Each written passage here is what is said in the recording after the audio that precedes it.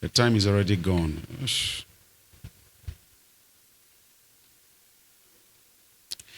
The family tree church.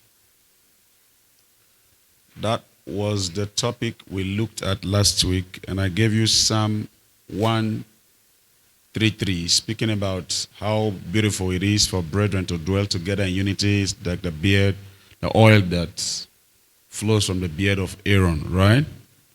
I said when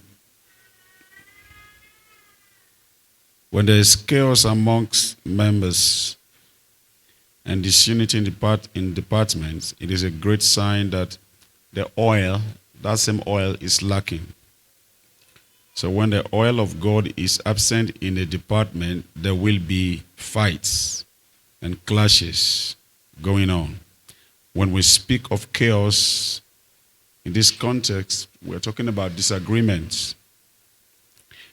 It refers to a lot of problems that occur in departments.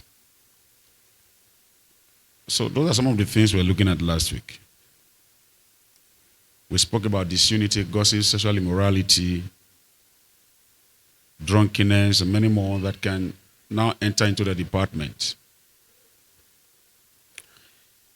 And we spoke about leadership, and we said because Aaron, as a leader, priesthood, the headship of a department must shut down these doors in the spirit by having a serious spiritual exercise for departments. As a leader, you will not win the war because you are smart. You will win the war because you are spiritual. Your spirituality must flow and reflect in the life of those you are leading. And when the oil is not there, you will struggle to merge the department. The next time you start having issues in your department, just know that the oil is running dry. When you see people start fighting and misbehaving, it means grace has left, and what is sustaining them together is no longer there. To build a family tree church, leaders must engage in growing departments. Leaders are raised to train people, so you need to grow the people under you and recruit new members. That's a brief. This topic has diversities of analysis. Because what the Lord is showing me with this topic is very, very, very, very, very important. I wanted to look at the born-again experience when it comes to the family tree, but there's a detour that I need to take. So we are looking at induction and integration. On the series, the Family Tree Church, we are looking at induction and integration. I really want you to hear me. And don't just hear me, please, when you get home, after you have settled down, go to YouTube and listen to this message again. I may have to take a bit of time from School of Wisdom, I don't know. Because my issue this morning is not even with the time. My issue this morning is to be able to pass across what God has revealed to me. Pass it across and it gets to those that really need it. So that's my major issue. Those that really need it. That's my prayer, that the Lord will transport it to your spirit and you will be able to use it in Jesus' name. So we're speaking about induction and integration. You would notice that the greatest challenge right now in the world is family crisis. Just try to do a bit of research and look around the world, see the continents and see Africa. If you are really very, very thorough with your work, you would notice that one of the major challenges we're having right now Is what? There's a problem. There's a problem with family. And that's why the family tree church must come to play. There's a serious chaos. There's a serious problem with family. The insecurity, insurgency, the killings, the terrorism that we see is as a result of family crisis. The corruption we see in government is as a result of family crisis. So Satan actually did a great job. Satan did a great job in attacking families all over the world. I also noticed that believers are not paying attention to the generation ahead. Christians are not paying attention to the generation ahead. Most believers are very selfish and don't care about their family and children. They don't care about their children's future. Many of us believers are just living for ourselves. We are really not living for others. We are not propagating and finding means to extend the bloodline to the next generation. And this is a very big problem. I will back up my claim with two major scriptures. Then I will move on. The first scripture is Matthew 27, verse 25. This is a case of when they were about to kill Jesus, when they released Barabbas. And Pilate was about, he has done no harm. What this innocent man, what has he done? And they said, no. Look at what they said. When Pilate washed his hands, he was separating himself from the curse that is about to come upon the earth. The people, so-called Christians, Pharisees, Sadducees. They answered, he said, then answered all the people and said, his blood be upon us and on our... Yes. They don't care about their children. Let his blood be upon us and even our children. They willed the curse to their children.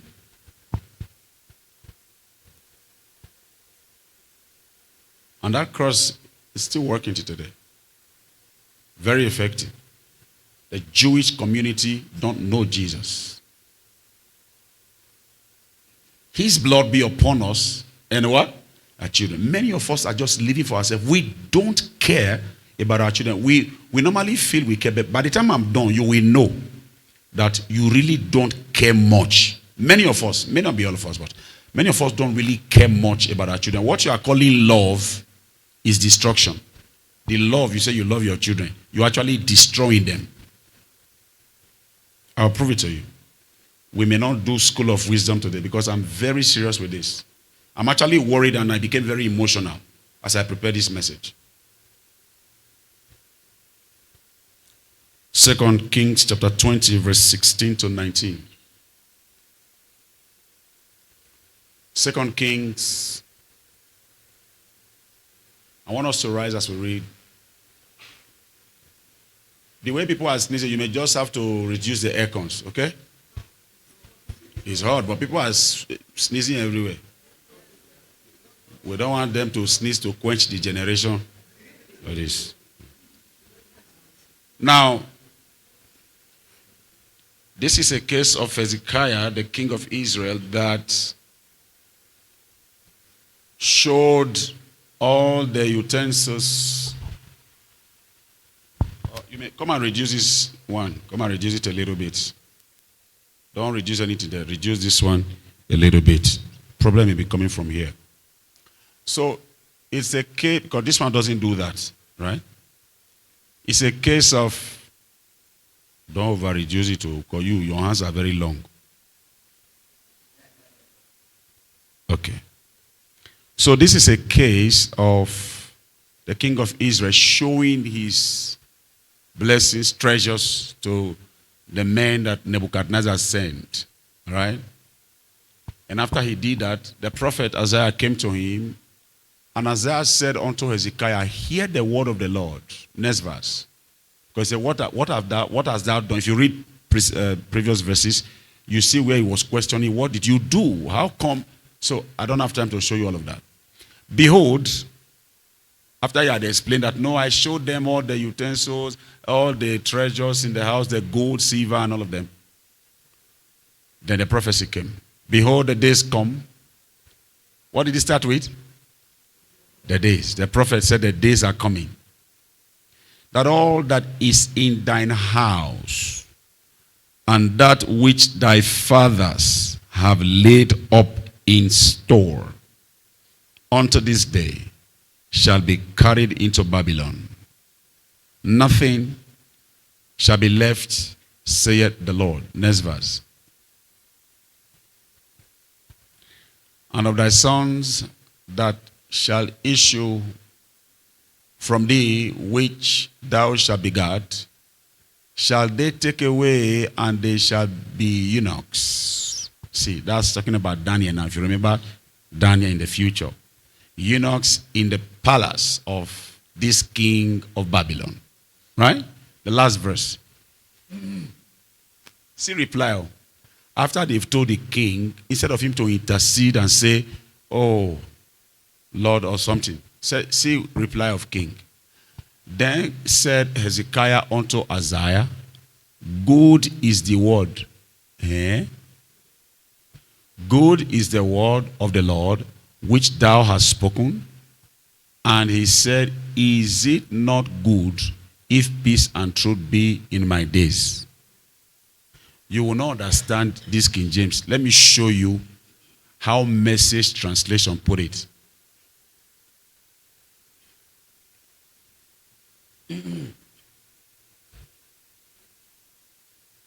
You'll be shocked that this King James didn't do proper work there. The Message translation, listen carefully what King said. Hezekiah said to Isaiah, if God says it, it means it must be good. But he was thinking to himself, right? It won't happen during my lifetime. I will enjoy peace and security as long as I live. Okpari. You know what Okpari means?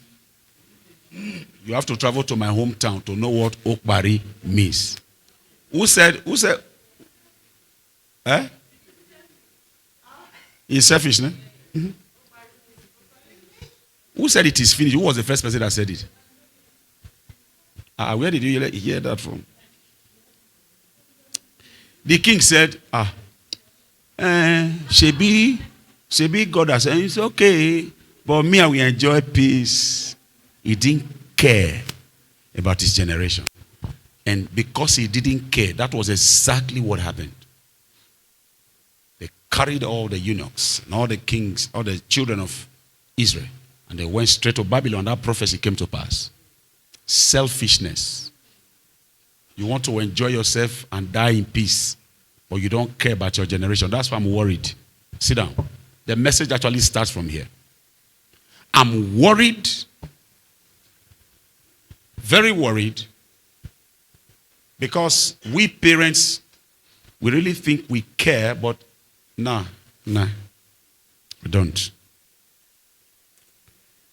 We don't. So many of us are like King Hezekiah.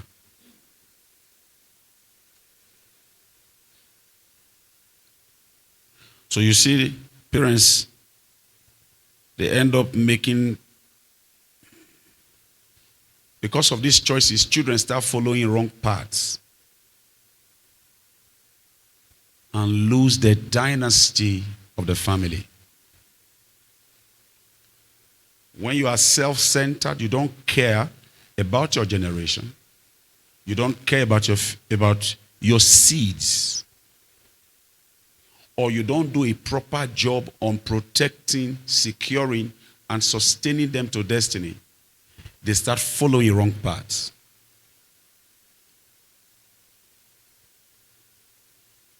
Most families cannot be traced to good things because most members were alcoholic, abusive. And so when you check many families today, you can't see proper track record of good things that have happened in a family. You see family members having all kinds of negative behaviors, attitudinal problems. Some are drunkards, some are abusive, some are beating their wives, some are sleeping around because the parents didn't do a good job. So right now, you can't trace family members that are carrying goodly heritage. Most of us seated here, if you want to talk about the story of your family to your friend, it's not always nice stories. 90% negative. How your father died early, how this one ran away from home, how the other one is a witch, and the other one, two of them are fighting. Is that true? No track record of good things happening in their families. No track record.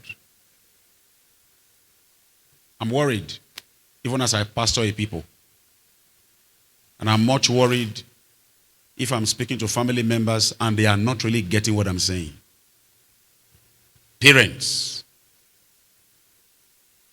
When we speak about the family tree church, it is a very important and a very integral part of nation building. If you remove the context of family from society, what you have is chaos, violence, cataclysm, and despondency. May the Lord help us to raise our families. In the name of Jesus. You find a case where marriage, people, they don't even stay in marriage. They marry, divorce, just continue. They don't care. Give birth to this one, run away. Give birth. They don't stay in marriage. Because you see,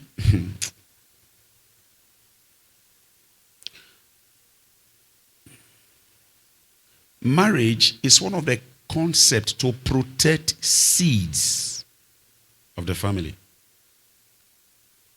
Marriage. So I'm going to give you frontline nuggets in order for you to be able to sustain the family line. Okay? There are frontline principles that I want to give you. So the first one is marriage.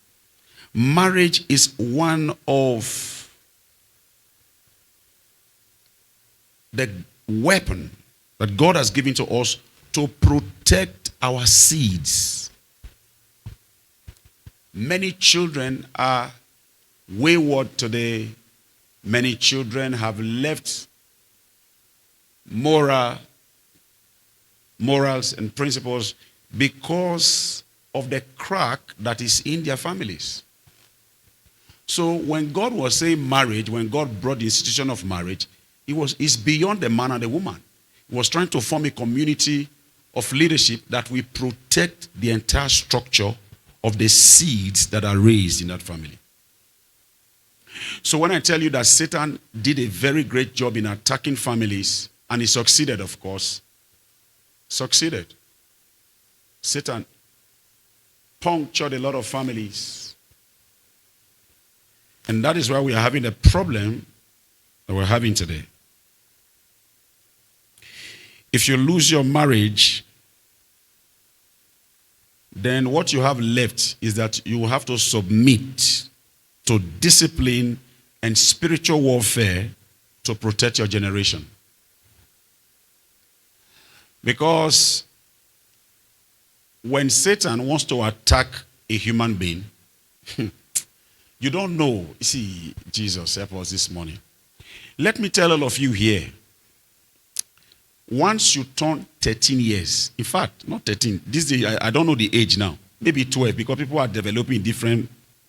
The moment you start moving from adolescent into a youthful age, the first thing that Satan is going to attack is your sexuality. Satan will do everything. Oh my God. I don't know if you went through what I'm talking about. I went through that. Satan will attack your sexuality. Hear me when I'm speaking to you. And the reason why Satan is going to attack your sexuality is because your sexuality carries a very important part of your marital destiny. So what Satan is going to do is to spoil your brain, mess your brain at early stage, at a very early stage. So it's either the concept of a woman liking a woman or a man liking a man will come, or you start dating at a very young age, or you start molesting yourself, or you find a case where the uncle is molesting her. All kinds of things will start happening. The idea is to mess up your sexuality so that it will tamper with your marital destiny. If Satan is able to have a grip over you sexually, he may attack your marital life. I can tell you, you won't believe me. The reason why many people are not married is not because there's no man out there. There is a spiritual aura that follows them in the spirit. Would you allow me to talk this morning? There's a spiritual aura that follows them in the spirit that allows them not to get married. Because at some point, Satan got some legalistic structures, did certain transactions with you, and you fell. And because of those documents that are still legal in the spirit realm, when it is time for you to get married, he will pull you back and he will fight you. Let me also say this. Even when you succeed in getting married, the story has not ended. Because the papers are well signed by you when you were still young. So you are going to get married, you start having problems in your marriage. Shall I hear some here? You will start having problems in your marriage.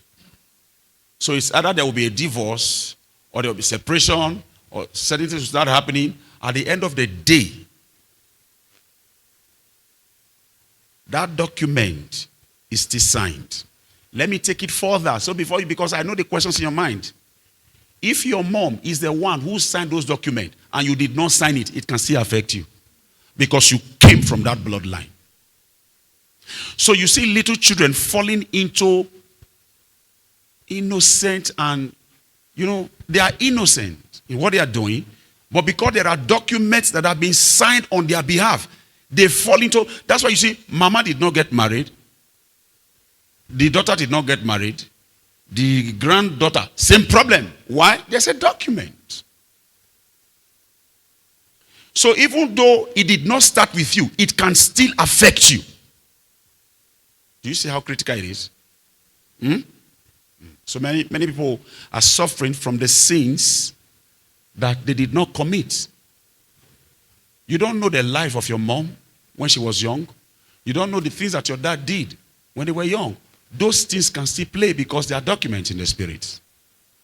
So what Satan will do is to make sure that, first of all, if he can attack your marriage, he has attacked 50% of your destiny. Are you still here? You know, this message I'm preaching to you, it's not you. It's not just you I'm actually preaching to. This message I'm preaching this morning is a document. Are you following me? So the first thing that Satan will attack in the life of a star, a young star growing up, is marriage, sexuality. He may not have to attack your sexual life, because there are some of you that lived sexually pure while you were growing up. But so he knows that no, he doesn't need to attack you because your mom has already paid the price. So he will use that your mom's document against you. Let me leave it there because I have a lot of things to say. We're talking about the family tree church. And we're looking at marriage as a first weapon to break out from some of the structures that the devil has created. So the moment you see that Satan has attacked your marital destiny, the agenda is to puncture your generation. The agenda is to stop your generation. What you need to do, listen to me, because that's not the end. That he attacked your marital destiny does not mean your life is, no. You have something left, and it is called what? Discipline. And what? Spiritual warfare. If you can cling onto these two, you will break out of the lines that have been created. You will start noticing that from you, the structure has changed. Why? Because you were disciplined, number one. Number two, you became very, very conscious of spiritual warfare. Am I teaching you well this morning?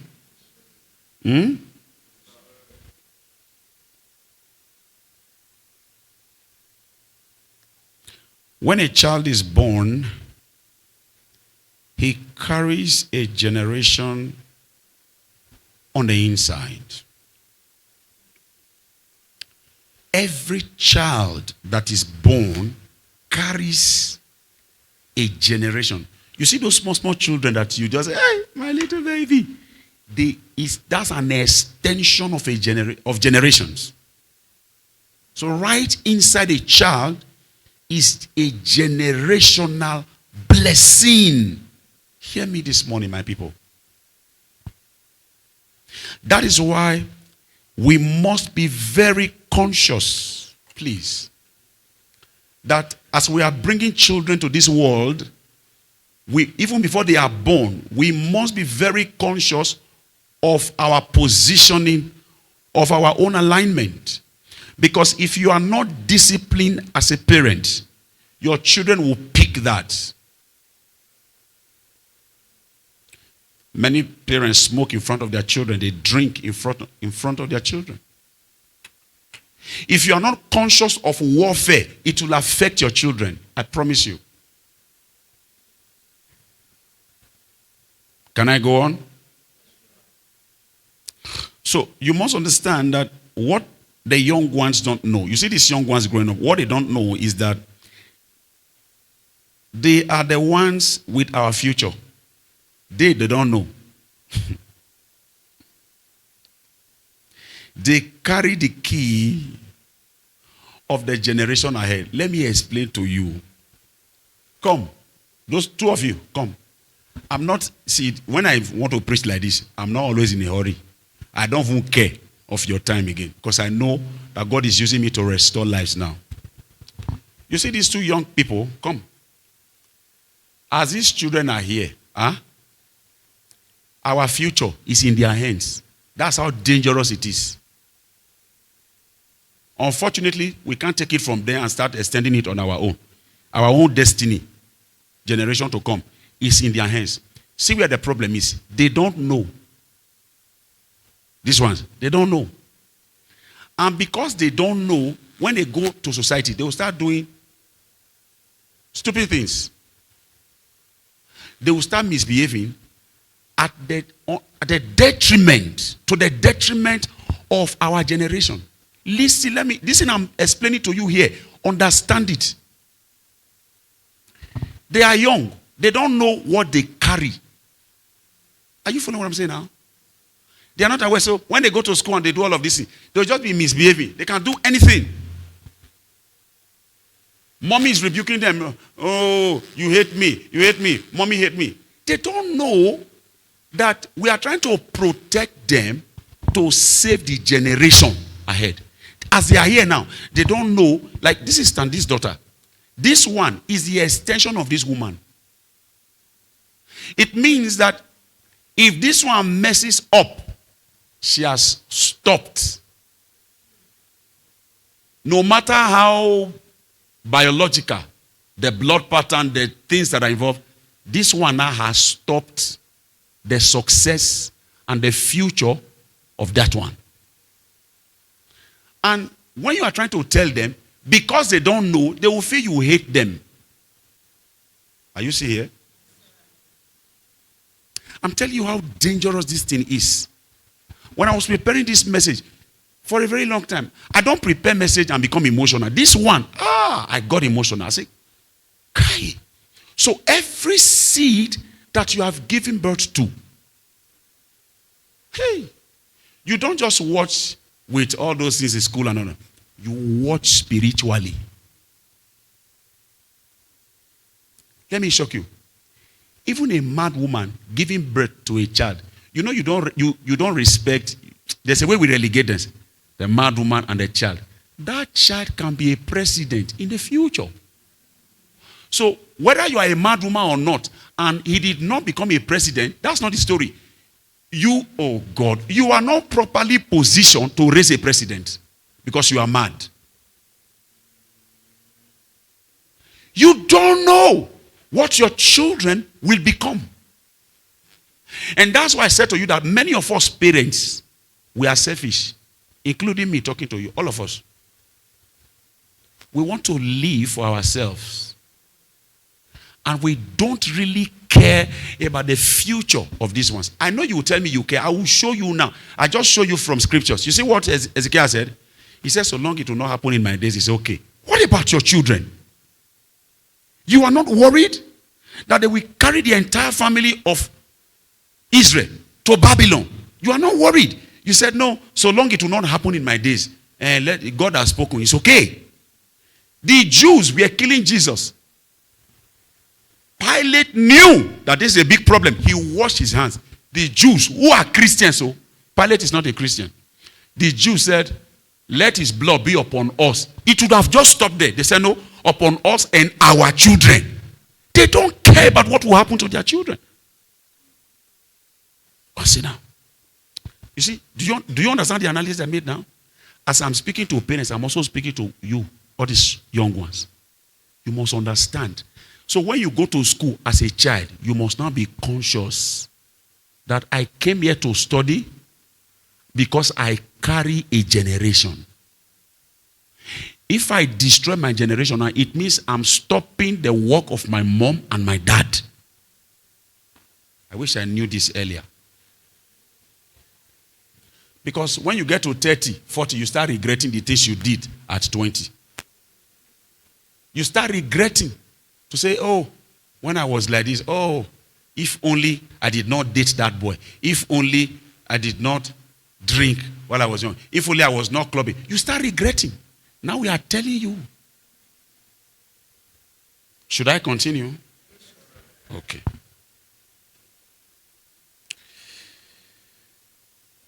So if they know this, they will not be doing the wrong things today. Children don't know. So they engage in all kinds illicit activities, moral decadence, all kinds of problems. So Satan attacks your sexuality to attack your marital destiny. Remember, I said last week that your sexuality will determine your spirituality. You see, let me tell you something about sexuality. Are you following me? Sexuality is like electricity current. Yes, in case you don't know, that's why when you are in love with somebody, it's like you are feeling one kind of current. Is that true? Yeah, it's like current. Hear me well. It's like what? Okay, as you are not saying it to me, I want to make sure you say it. Say sexuality is like current. Mama, have you forgotten that time you were loving that guy? You were, oh, babe, boo, boo, boo. Things. You remember? Okay. You see that current? Hear me. I'm about to say something very important. That current, the moment it is done in an illegal way, the current reduces. And that current carries the star of your destiny. So the moment Satan is able to attack that current, it reduces your chances of survival. It reduces your chances of success. The favor level diminishes. Why? Because that current was applied illegally. Oh. Do you know what happened to people that go to touch electricity naked wire? What happens? It is illegal to touch a naked wire. You are just saying, oh, Pastor, you don't understand. The guy is my guy. Oh, See, you will die early. Even if you don't die, the favor level will dry up. If the favor level does not dry up, sicknesses will invade. Why? See, your sexuality is your spirituality. So how spiritual you are is tied to how much current is flowing through your sexuality. That's why Satan attacks children. That's why children are falling in love. So that he can destroy them and they don't see. Like I said, they don't know that they are carrying our future. You see how we are saying we are big people. Pastor Ceemony, Dr. Anthony Ceemony. My destiny. You see all those small boys, as we are title claiming, the generation is in their hands. What if? Are you feeling what I'm saying? If you have children and you say, no, the Lord has helped us. Oh, the Lord has not helped you until he helps your children. I don't care how much you have. I don't care how many houses you've got. If your children has not been helped by God, you don't have a future. All those wealth you are gathering, see, when you go, they will crumble all of them because, oh, are you following what I'm saying here? Look at many rich men. The moment they die, if the children, they'll start going to court to fight each other. Sell the houses anyhow. Use it to go to club, drink anyhow.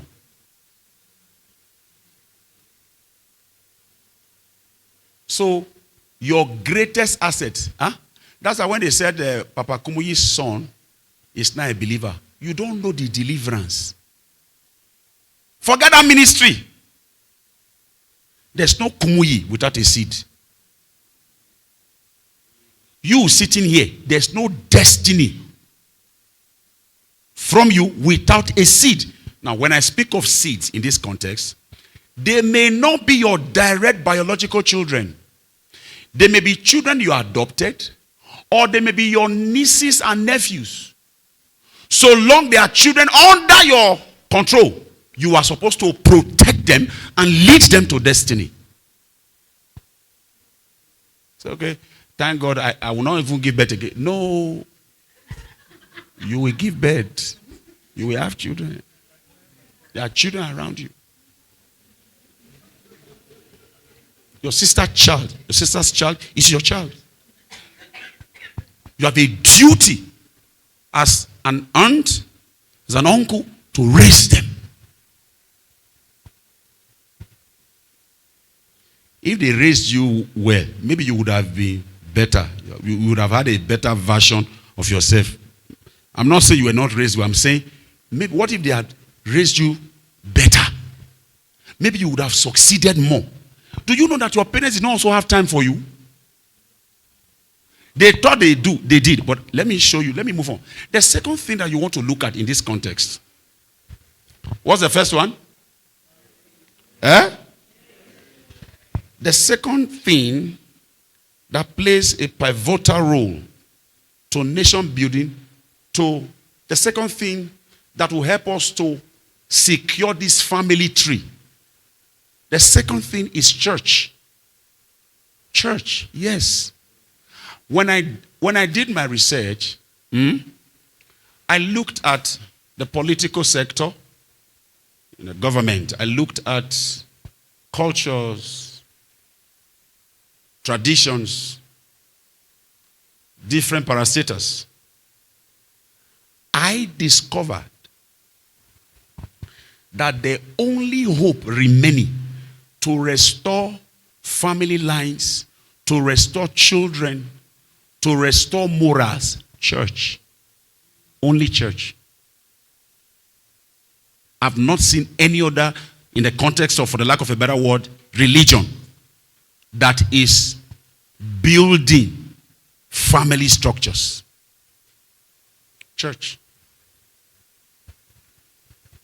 And the reason why the church has capacity is because Jesus is at the very center, not man. Jesus is at the very, very center. So the church plays a pivotal role when it comes to nation building, and strategic development of a country. Church life is being fought critically in our society because of the great contribution it does to humanity. You know, I had hardly seen a government structure that does not fight church in the world. It may interest you to know that one of the greatest presidents you know, I won't mention his name, you will think he's fighting for the church, but in the real contest, he's against the church. I have never seen a country where a president stood for church. No, I have not seen. Genuinely so. Not politically so. I've never seen. When you go to China, you will understand. Go to Saudi Arabia, you will understand. China is a capitalist society, so you see, I don't have time. The reason why government is fighting church, let me tell you, that's why churches are relegated. That's why we don't have political structures that are, so to say, religious bodies. The ones that are religious bodies, they are still political, they are not. The reason why government fights church, it is because Satan is the head of the government of this world. And he knows that if they allow the church, schools will be better. Because if schools are better, children will be better. Kids will be better. So you see policies like everybody must have a free gender, whatever, all kinds of things in schools. All these churches, we must just control them. We must just pass certain laws. That's what is happening. There was one that came out in this country recently. I told you, what's that lady? They want to regulate the church and they want to bring their own policies. Now she's in a very big trouble now. Serious one. The deputy has resigned as I'm speaking to you. The only reason why we are still here, why we still do praise and worship, what's that song you are singing?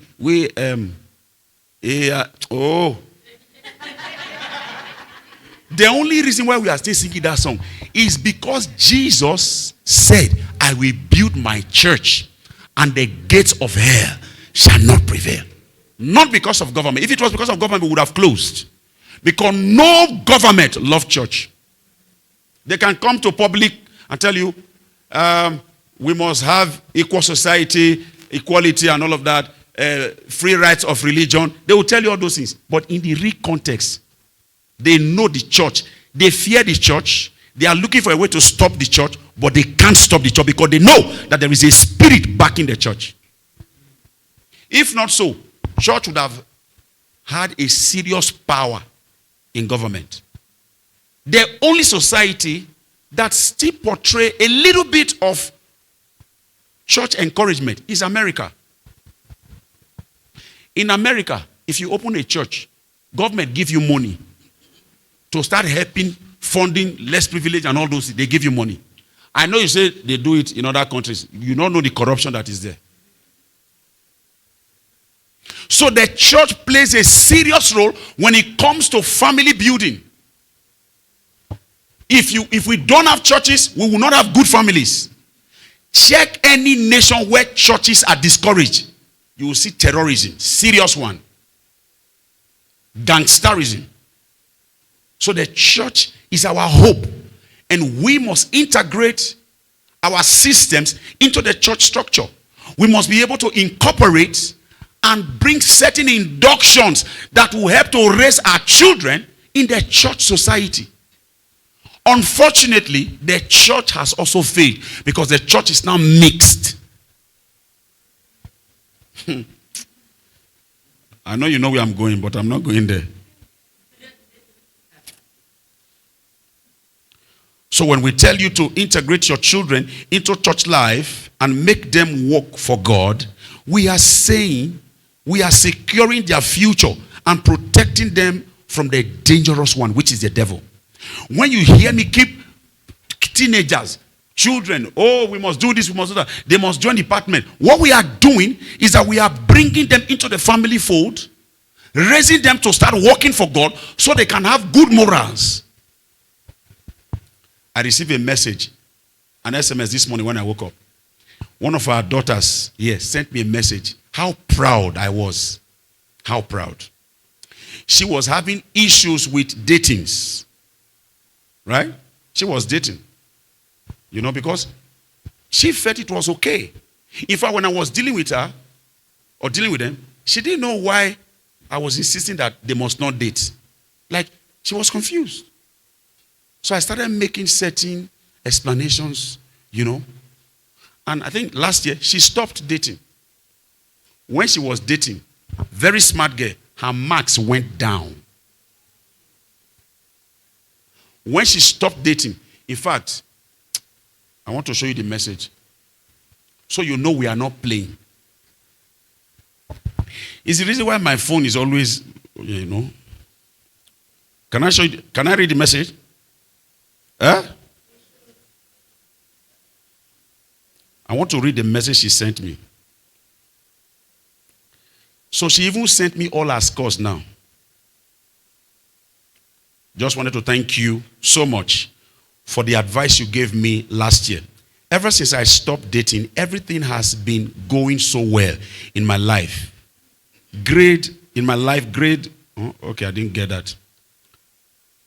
Okay, the test she did, I've wrote so far. Okay, written so far. I'm getting distinctions only, and I do the science stream, so it's difficult. Let's leave that one. Let me show you the grade. This is one of the subjects. She got 47/50. Biology, she got 94. Another one, yes, it's a good time to clap. Another one, she got 61/65. Another one, she got 93%. Another one, she got 30/30. 100%. I think mathematics, 100%. You see, when she was dating, listen, I want you to catch the lesson here. When she was dating, her marks went down. You know what that tells you? That dating is going to ruin her future. Because when your marks start going down, your result is going down. You will come out of school with low grades. That's what dating does at a young age. But she let it go. What is happening to her? The Holy Ghost is working on her. Her marks went up. That's what happens. That's exactly what I'm saying. When a child is distracted with things, he will not succeed in school. And if your child is not succeeding in school, there's a red flag already for future. One of the greatest problems most of us have here is that at one point in time, our educational life, most people, there was an attack on your education. And the reason why there was an attack on your education, it was because there was an attack on your family. Family is under attack. Now education is under what? Attack. When education is under attack, work will be under attack. When work is under attack, what happens? Money, same problem. That's how poverty came.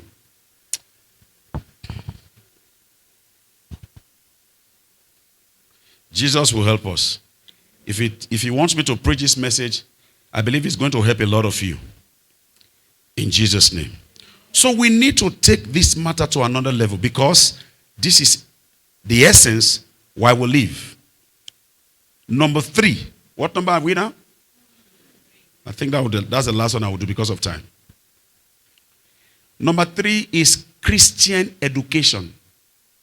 And this is where the message is when I tell you that you think you are giving your child the best because you provide for all their needs. No. That you are able to afford the fees does not mean you are giving your child the best.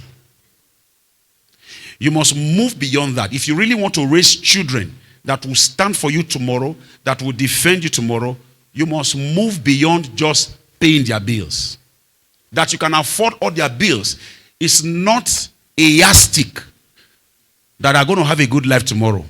The area you have not handled is Usatan. You have not handled Usatan technology. Usatan education. You have not handled it.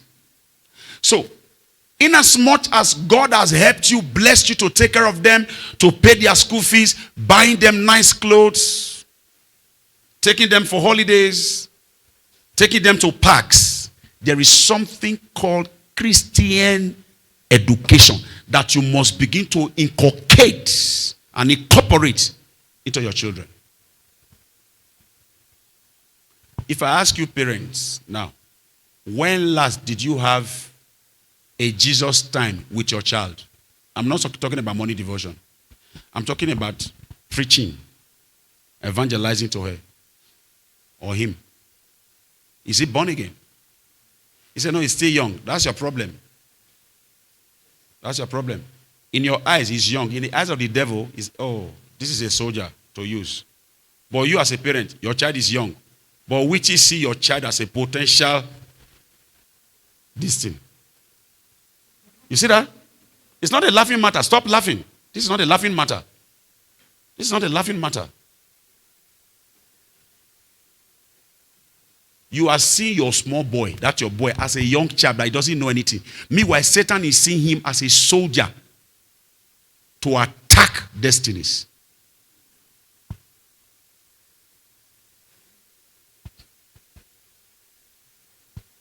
Christian education. It's not okay for your children to have good results and don't have a life with Jesus. Write it down, please. I want to repeat that very clear. It is not okay for your children to have good results, good grades in school, but there's no life with Jesus. It's not okay. It's not okay. It's not okay.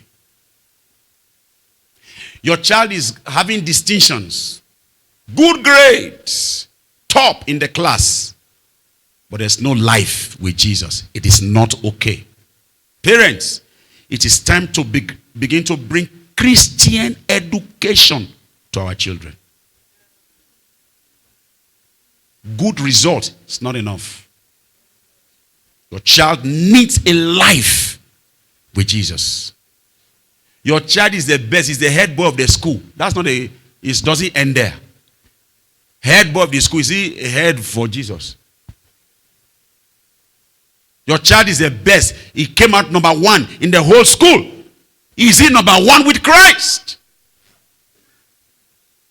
Good result, but empty in the spirit. So when they leave school, even though they've got good result, they've succeeded. Smart children, smart kids. Government can even choose them in best places to work, but no spirituality. You know what you are raising? You are raising a giant that will destroy you tomorrow.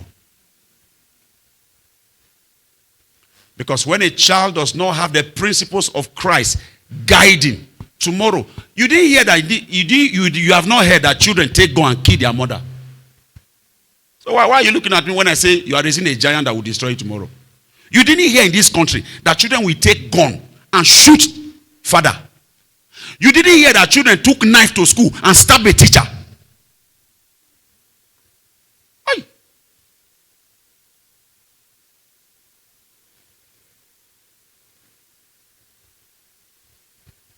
It's not enough to have good grades. It's not enough to have money to train the child. The child must be well brought up in the fear of the Lord. Don't say, I've been talking to my child, but he doesn't listen. No, continue the work. Keep talking. Keep preaching to the child. Are you following what I'm saying? Let me round up because of time.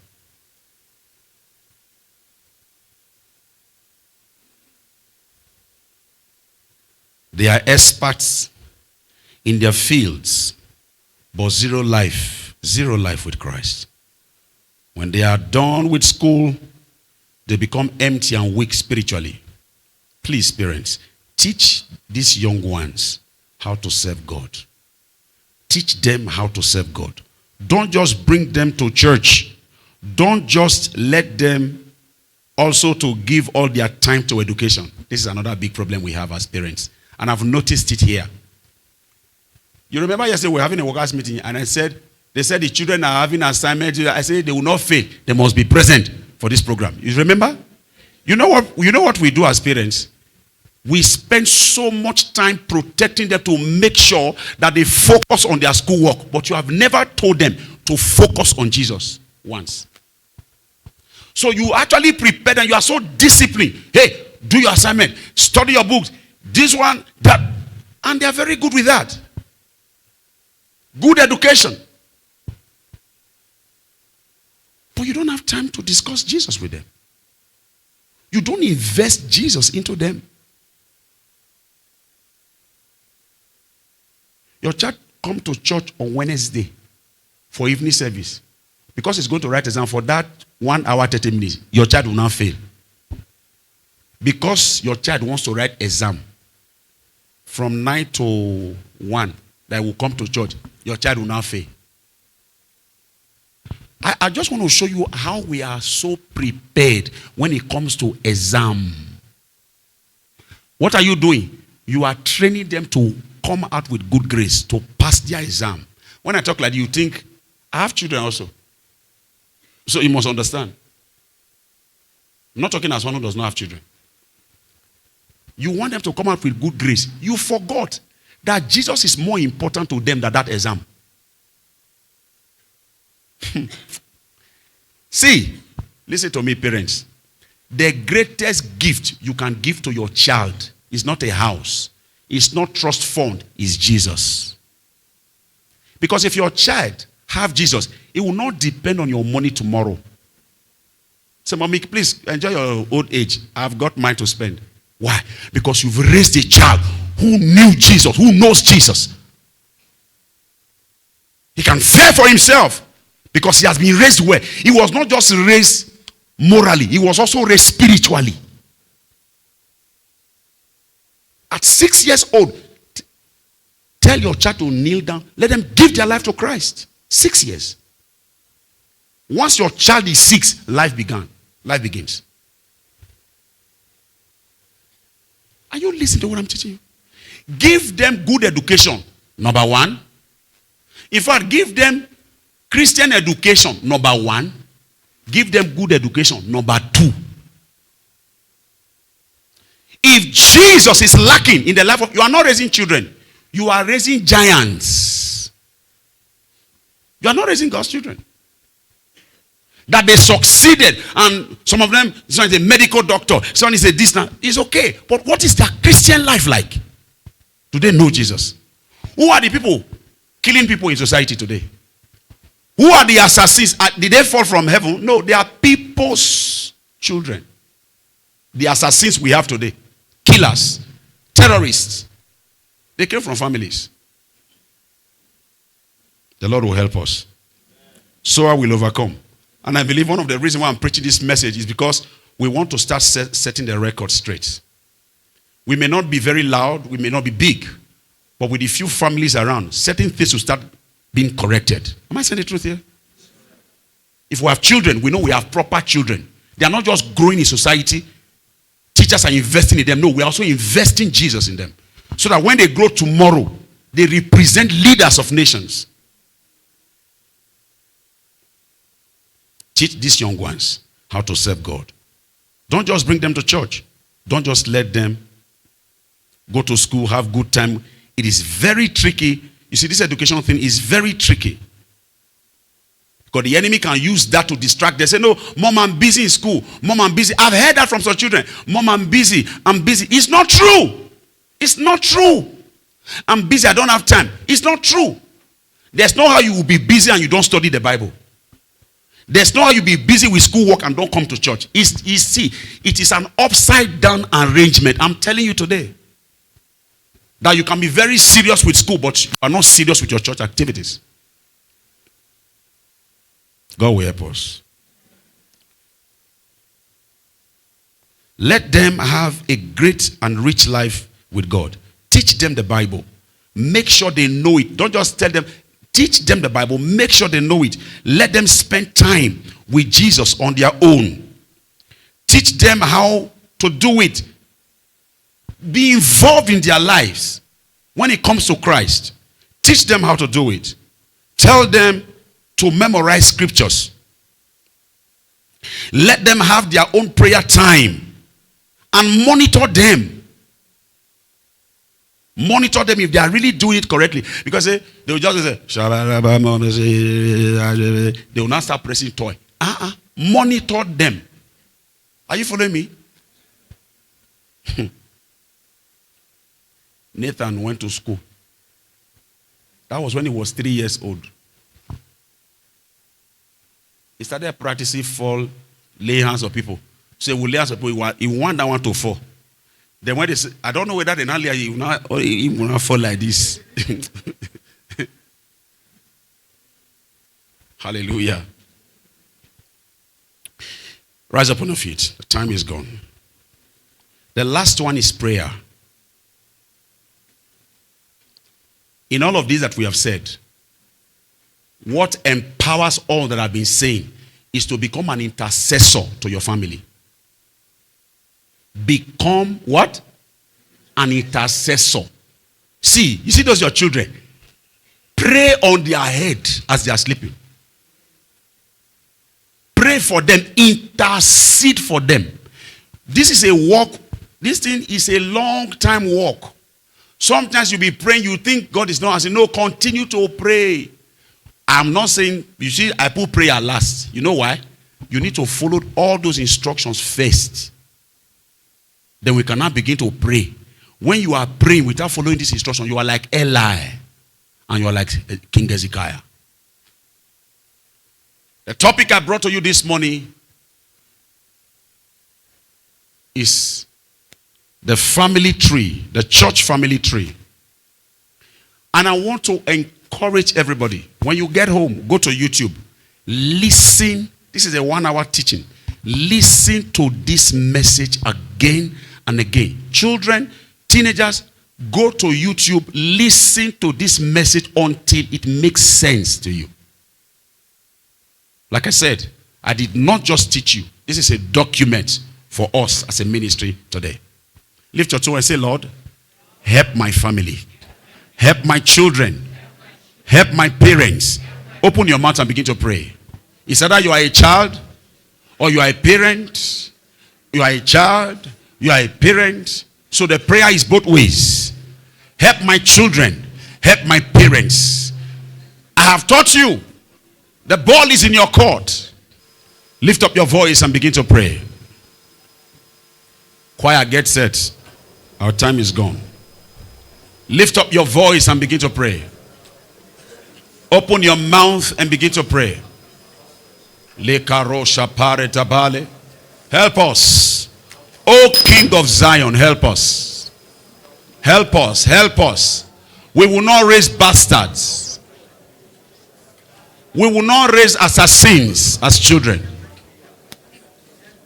We refuse to raise children that will destroy the dynasty of the family. Help our parents. Empower them.